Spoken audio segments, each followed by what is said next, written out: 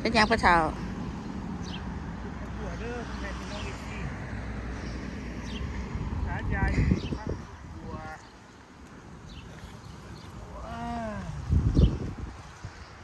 เอาซื้อมาครับ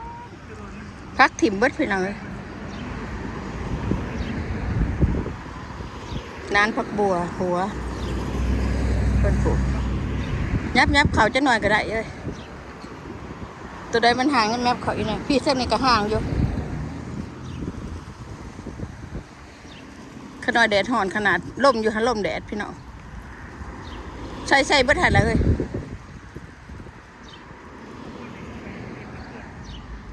โอ้ไปเหยียบมันแหนนบนประตูเรื่องหัวหน้าปลูกพักบัวหัวขน้อยมาเป็นมือกล่องให้ไปก่อนเกิดเหตุน้ำกันนั่นแหละต้องให้พวกปลูกก่อน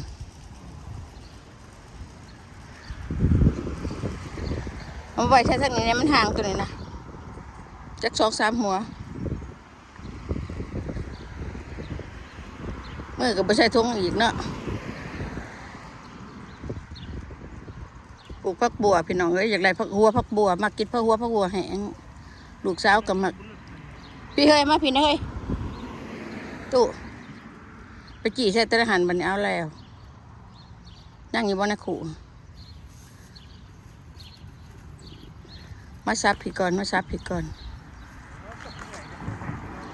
นแดดเที่ยงเพ่นพักกันมาเห็ดคอยบ่เอาน้ำดอกอันนั้นนะ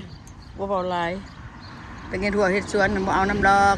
โอ้ยปลูกใกล้อันนั้นจะไม่สิงะออกได้หนะ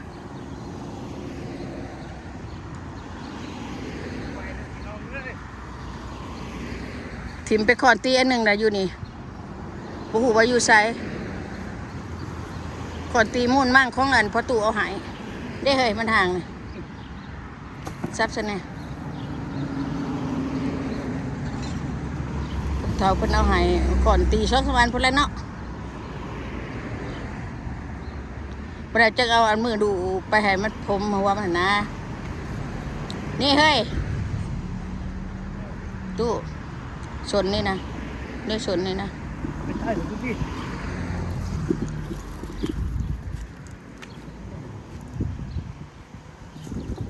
เดี๋ยวมันห่างเนี่ยเดี๋ยวแจนี่กับบ่มีใส่แจนี่น้ำแน่ปลูกเพราะได้อยากได้หัวมาพอได้จิบเนี่ยหามันนี่แหละเพราะว่า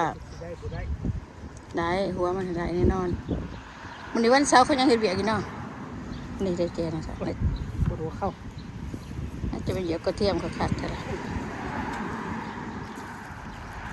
จะสิพวกในลายที่เกิดได้ตัวไหนพี่น้องมันเมื่อยเห็ดล่ะแหนมเบิกเด้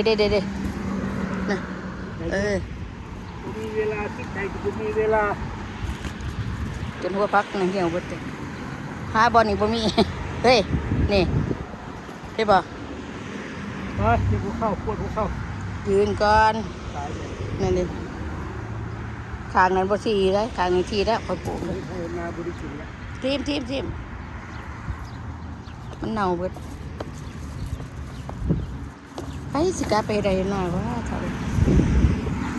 กามาจับประเฮ็ดได้ขอประเฮ็ดทั้งไปได้ขยะอยู่แล้วเดินงานเมื่อจะได้กินมันเป็นยังไงนี่ได้บดมือนี่10 มื้อนี่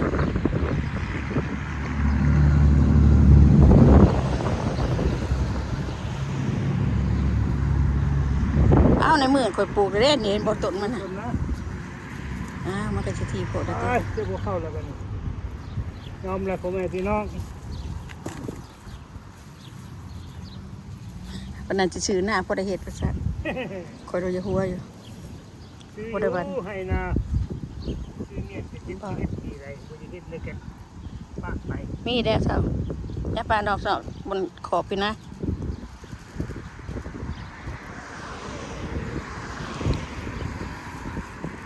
เป็นทีบนหาง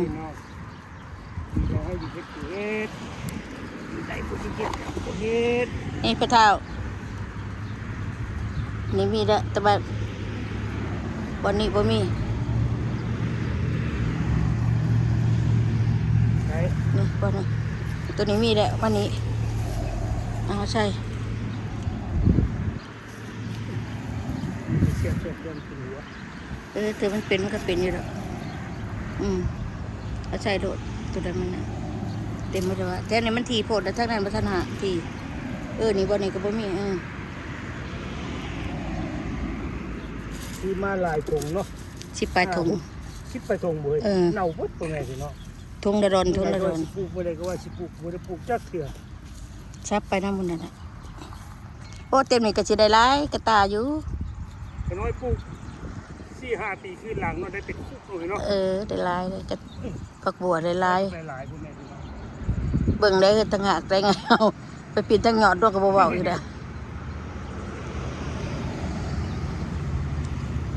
ให้เพิ่นปลูกเขาน่ากันเป็นเพื่อกล่องให้เป็นซะ แค่ปั้นเลยนะ นางได้กับปัดนั่นเนาะวันนี้แล้วก็เอาดินปกๆเด้อดินโปกหัวมันเด้อ